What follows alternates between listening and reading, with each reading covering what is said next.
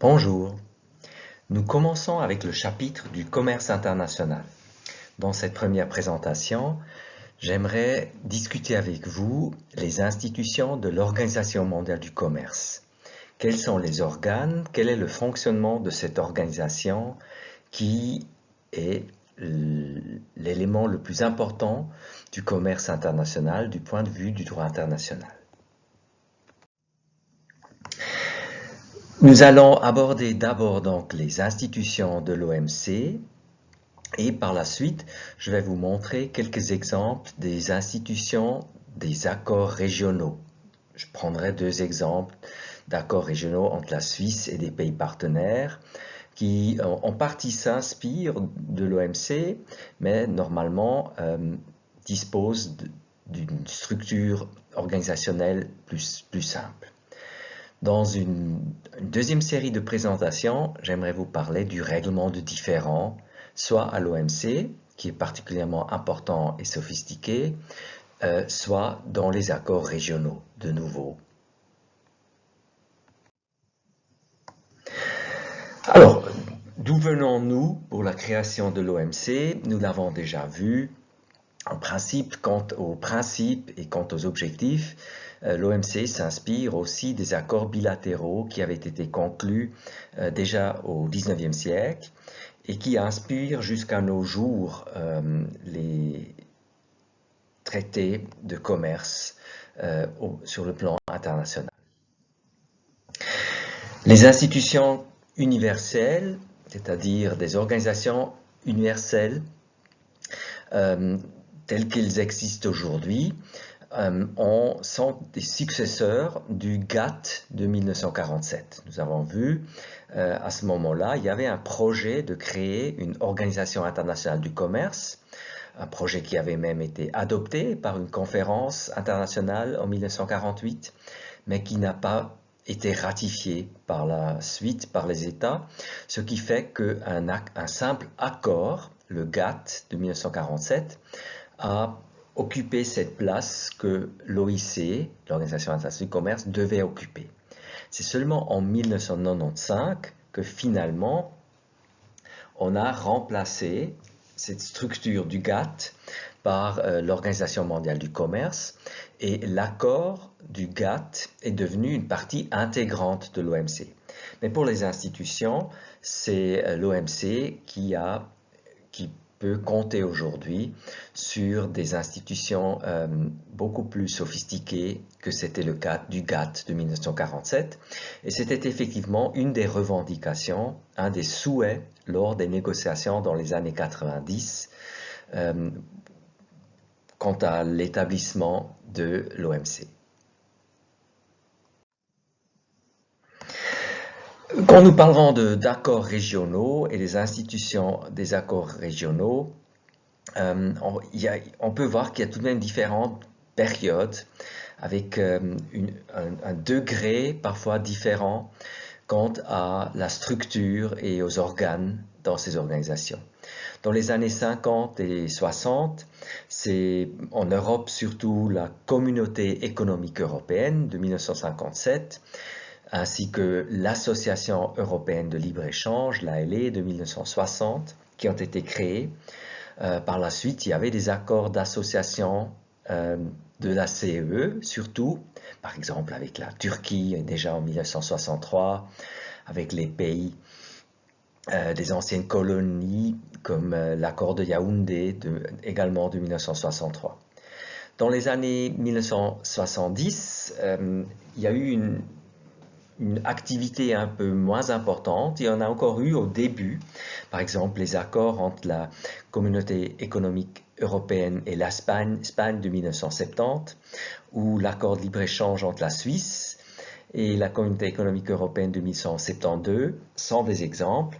Un dernier exemple est encore la Communauté économique des États de l'Afrique de l'Ouest en 1975, qui à l'époque s'est fortement inspiré de la CE. Mais aujourd'hui, ce sont surtout les plus de 300 accords qui ont été conclus depuis 1990 qui, eux, suivent souvent le même modèle, un modèle que nous allons aborder dans la prochaine présentation. Alors, parlons d'abord donc de l'Organisation mondiale du commerce. Dans sa description, on dit que c'est une institution apparentée à l'ONU, à l'Organisation des Nations Unies, c'est-à-dire contrairement à d'autres organisations qu'on appelle des organisations spécialisées du système onusien, il y a une distance plus importante entre l'ONU et l'OMC. Ceci était un résultat des négociations.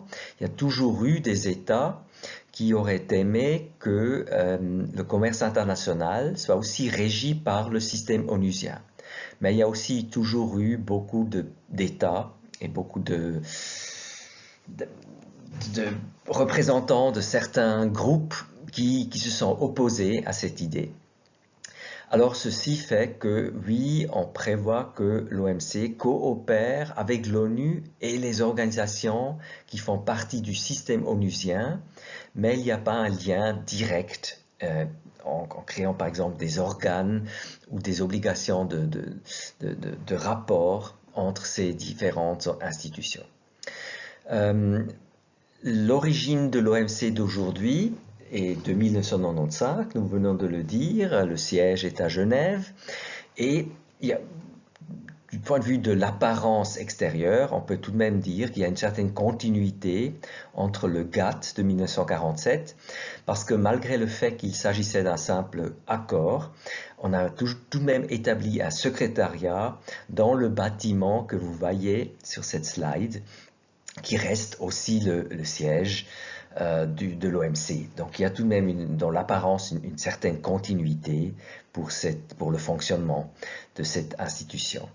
L'objectif principal reste la libéralisation et la réglementation ou la régulation du commerce international. Et comme pour toutes les organisations internationales, du point de vue institutionnel, c'est surtout la question de la prise de décision, comment fonctionne cette organisation qui est importante, et dans un deuxième temps, le règlement de différends. Le règlement de différends de l'OMC est particulièrement développé. C'était un souhait déjà dans l'ancien GATT. La pratique a fait qu'on a découvert qu'il était utile d'utiliser d'abord le GATT et aujourd'hui l'OMC pour le règlement de différends commerciaux pour éviter que cela mène à des tensions prolongées, souvent à des ruptures du commerce international, ce qui était normalement considéré comme étant désavantageux pour tous les États et notamment les États impliqués dans ces différends commerciaux. Alors, quand on parle de la structure de l'OMC, on peut dire que l'OMC crée un toit commun, une base commune pour trois piliers, le commerce des marchandises, le commerce des services et les aspects de propriété intellectuelle liés au commerce. Ça, c'est le résultat des négociations qui ont mené à l'établissement de l'OMC dans sa forme actuelle en 1995. Là, c'est plutôt la substance et donc les domaines d'activité, et soit le règlement de différends, soit l'examen des politiques commerciales peuvent être vus comme des mécanismes qui sont appliqués dans les trois domaines d'activité. Le règlement de différends plutôt ex post, donc s'il y a un différend concernant l'interprétation, l'application de l'OMC, du droit de l'OMC, ce règlement de différends est à la disposition des États membres, et l'examen de politique commerciale est plutôt un mécanisme de caractère préventif pour éviter qu'il y ait des problèmes, pour signaler relativement tôt des domaines où il pourrait y avoir des problèmes entre les États membres. L'examen des politiques commerciales de chaque membre sert à identifier ces problèmes et à en discuter au sein de l'OMC. Nous en parlerons un peu moins parce que c'est tout de même souvent des analyses économiques sur la viabilité, voire l'appréciation du point de vue de la théorie économique, des politiques commerciales. Et c'est rare que dans ces examens, on reproche à un État une violation du droit de l'OMC. Donc c'est plutôt un exercice économique et un peu moins juridique. Tandis que le règlement des différends, qui est vraiment basé sur l'analyse des faits au vu du respect du droit de l'OMC.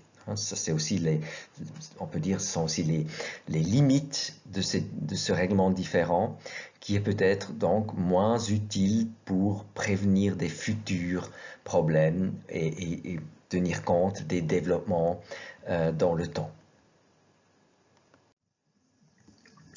Alors, si on prend l'OMC dans son ensemble, la structure est assez compliquée. Donc, c'est vrai, il y a un accord qui établit l'OMC, mais il y a un grand nombre d'annexes. Et dans ces différents annexes, on trouve différents accords, différentes règles pour différents domaines. Et donc, cette liste des annexes de l'accord de l'OMC est relativement longue. Une distinction qu'on fait normalement là-dedans, et qu'on entend aussi souvent dans les discussions, c'est la distinction entre les accords multilatéraux et les accords plurilatéraux.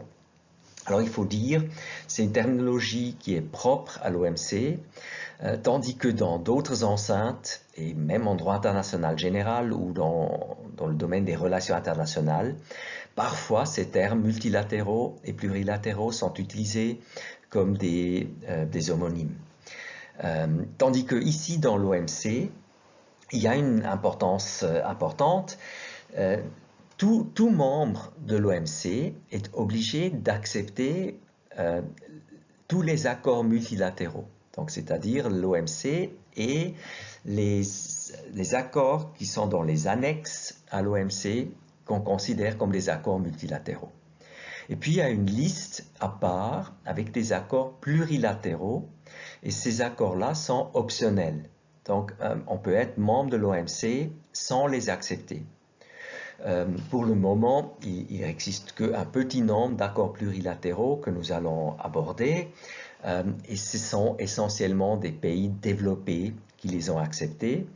Mais il y a une négociation en cours où, au fur et à mesure, les membres de l'OMC qui sont déjà membres de ces accords plurilatéraux essayent de convaincre d'autres États membres de l'OMC de également adhérer à ces accords plurilatéraux.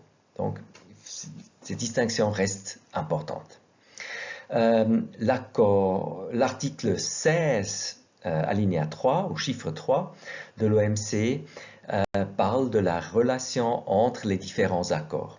Essentiellement, on dit que ça devrait être un système cohérent, mais en cas de doute, c'est l'accord sur l'établissement de l'OMC qui prime les autres.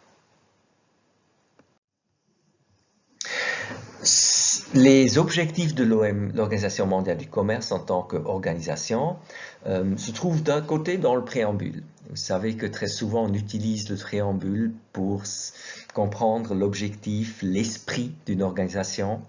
Et dans ce préambule, on parle de la croissance qui est nécessaire, notamment dans des pays en voie de développement, où il y a encore beaucoup de pauvreté, pour assurer le plein emploi. Mais on parle tout de même aussi d'une bonne allocation et d'une bonne utilisation des ressources. Et aujourd'hui, bien sûr, quand nous parlons des ressources, nous parlons tout de suite aussi de l'objectif d'un développement durable. Donc, c'est une conception plus moderne de la croissance et de l'utilisation des ressources qui tient compte aussi des aspects sociaux et environnementaux. Et donc, l'OMC se veut comme une organisation qui permet aux États d'utiliser le commerce international tout en respectant la protection de l'environnement. Ce qui n'est pas toujours évident. Il y a bien sûr parfois des tensions entre ces différents objectifs. c'est une caractéristique de cette notion du développement durable et ça mène à beaucoup de discussions et parfois aussi à la question s'il faut peut-être à l'avenir changer les règles, les améliorer pour vraiment pouvoir atteindre cet objectif du développement durable. Le développement en tant que tel, donc notamment le développement des pays euh, qui, qui sont considérés comme en voie de développement ou pauvres, reste aussi un enjeu important.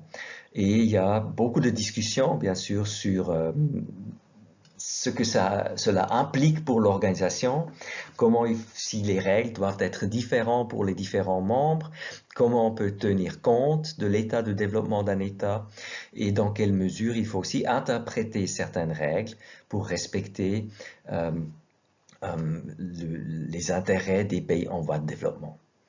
L'article 2 de l'OMC parle du cadre commun qu'on veut créer.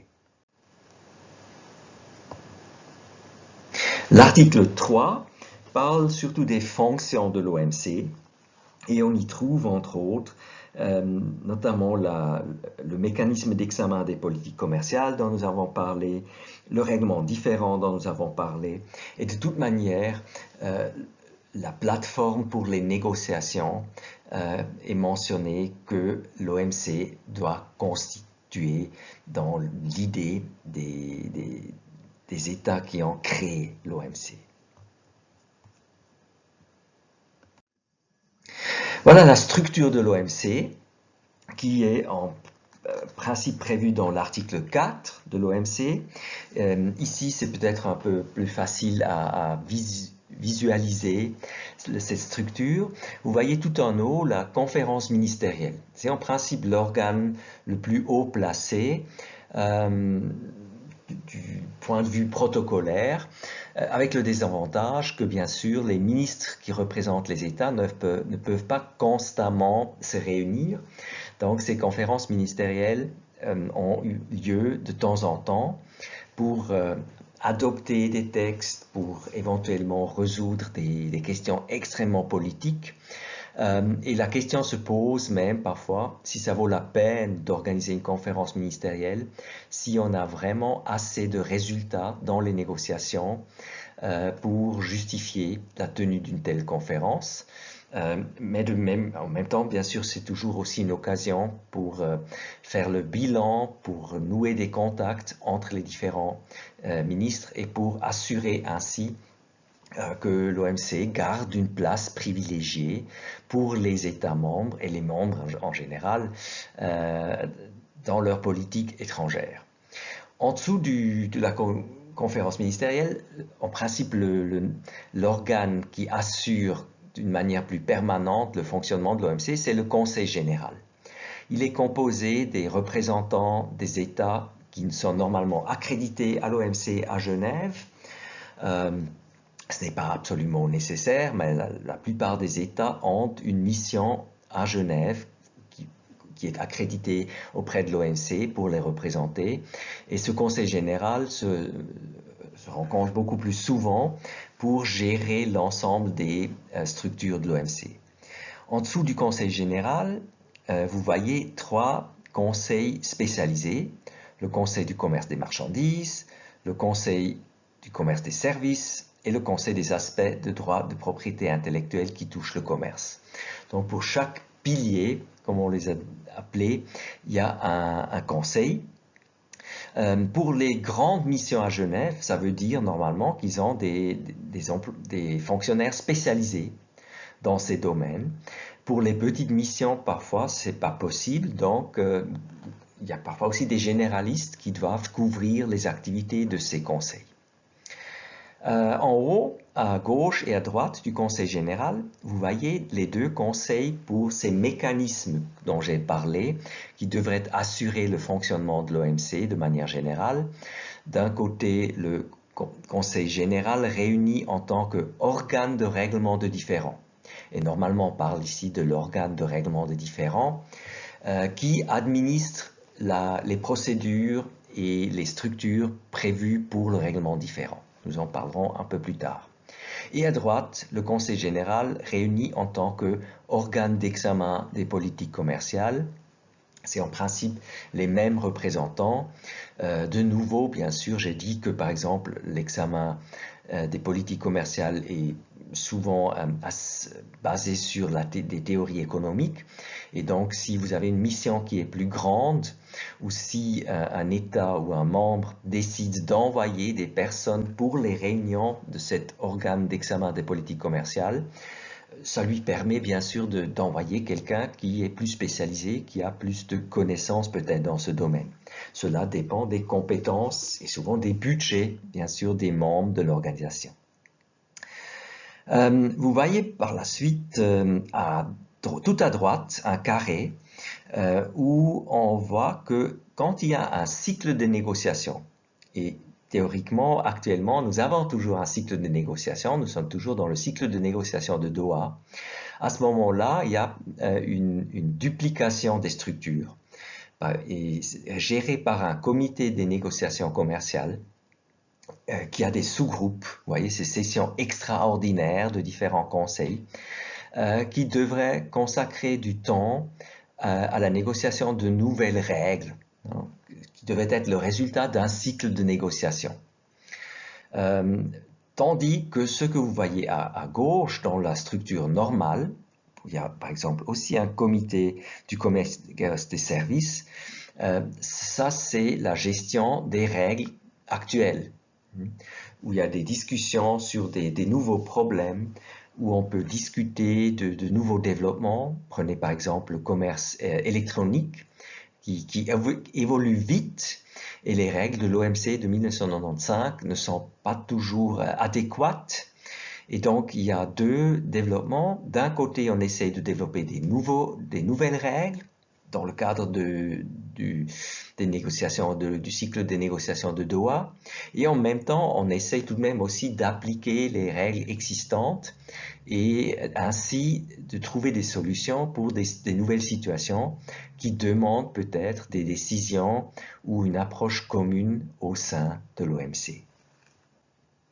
Vous voyez en gauche, en jaune finalement, un peu en bas, les accords plurilatéraux qui ont cette particularité que pas tous les membres de l'OMC y ont adhéré. Donc ces accords plurilatéraux rassemblent les organes de ces accords rassemblent les États et les autres membres, les membres de l'OMC qui ont adhéré à ces accords plurilatéraux. Comme c'est une organisation internationale, dans l'article 6, on parle du secrétariat de l'OMC qui se trouve, comme j'ai déjà dit, dans ce bâtiment que vous voyez sur cette slide. Il s'agit du centre William Rappard, une structure mise à disposition de l'OMC par une fondation à Genève qui est financée et soutenue essentiellement par la Suisse pour rendre la Genève internationale intéressante et accueillante pour les organisations internationales. Dans l'article 7 du statut de l'OMC, on parle du budget et des contributions des États membres. Comme pour beaucoup d'organisations internationales, ces contributions se font en fonction du statut financier des États. Donc les États plus riches contribuent plus. C'est un secrétariat et un budget qui est relativement petit. Si on le compare par exemple avec le Fonds monétaire international ou la Banque mondiale, parce que ces organisations ont beaucoup plus d'employés, de fonctionnaires, et gèrent aussi des projets qui coûtent et qui demandent l'emploi de personnes et de ressources, tandis que le secrétariat de l'OMC est plus petit et soutient essentiellement les membres dans les négociations à Genève et aussi bien sûr dans l'analyse par exemple des politiques commerciales ou en tant que secrétariat pour le règlement de différends. Vous trouvez aussi dans l'article 16 certaines dispositions concernant ces questions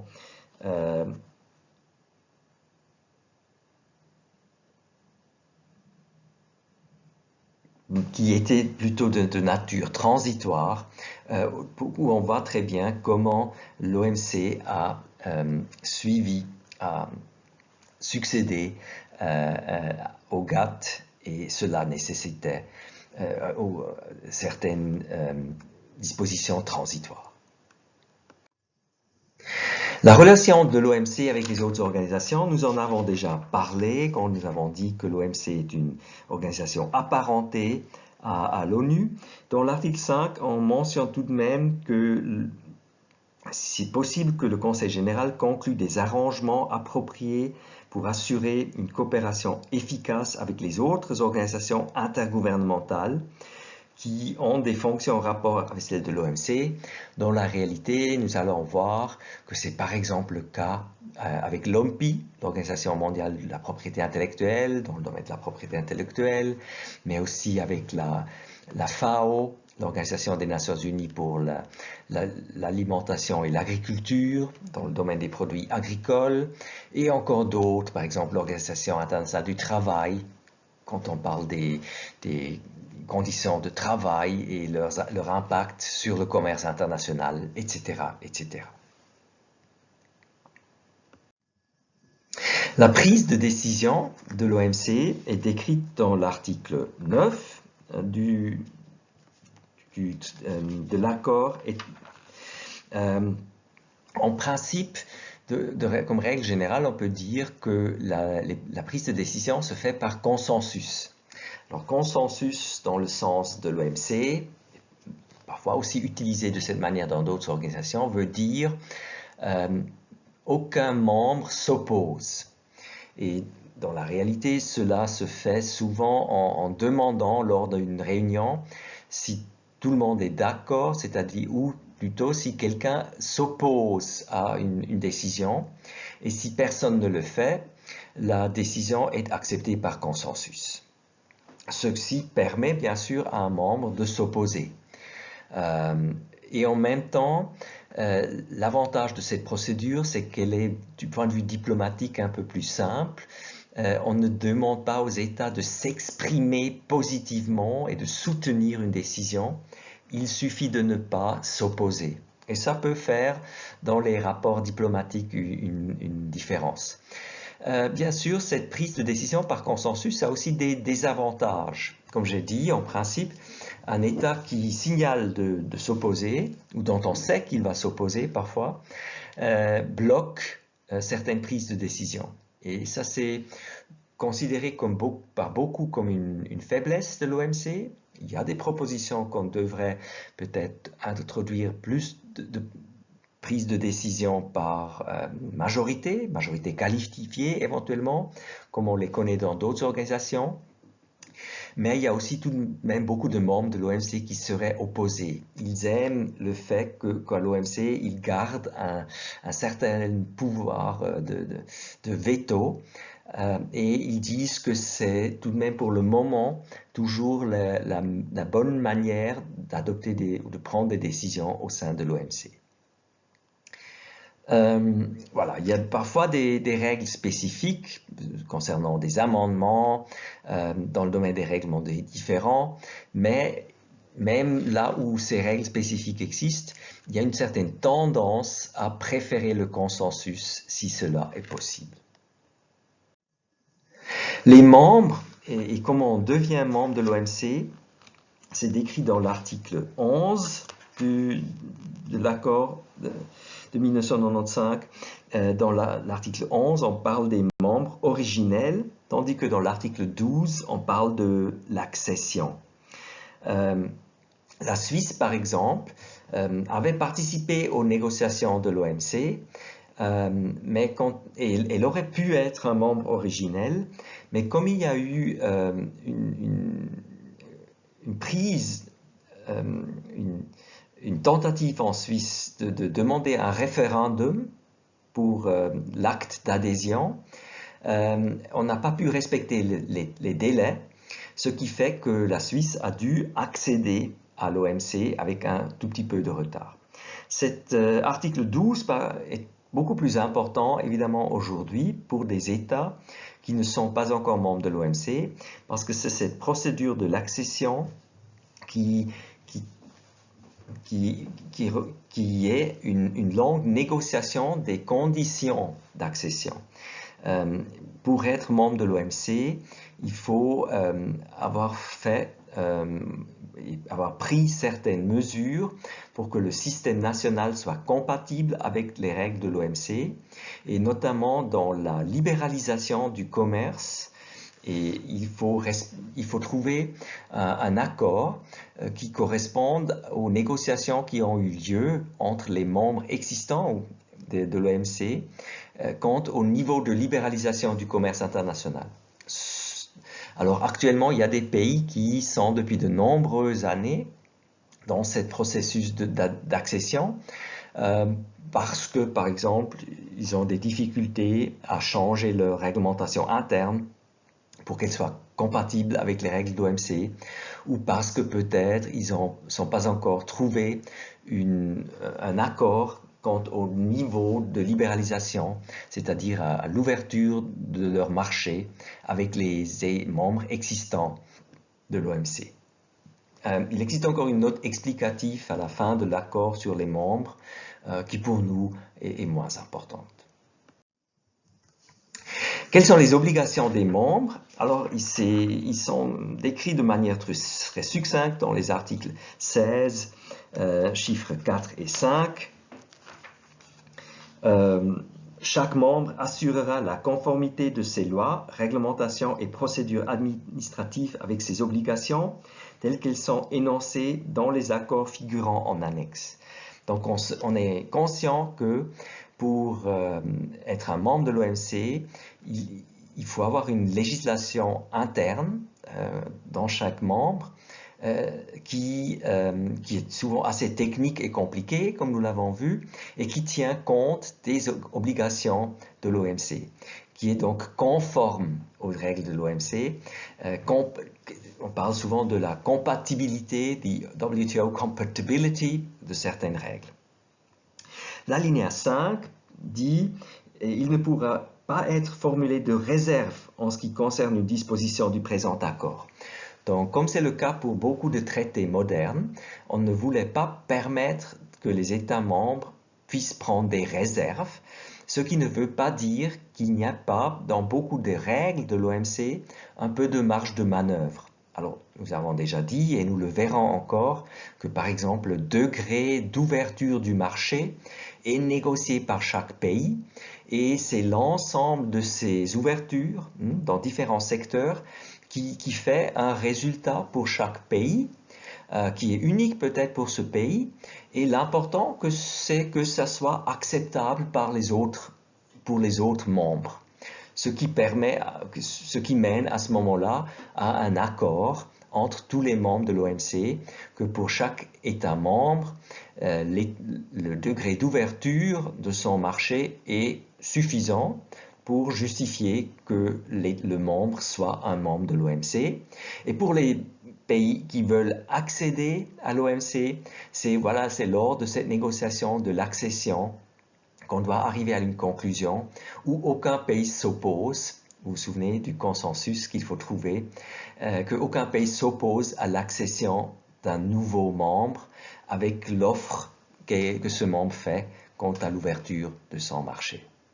C'est tout pour cette présentation. Merci et à bientôt.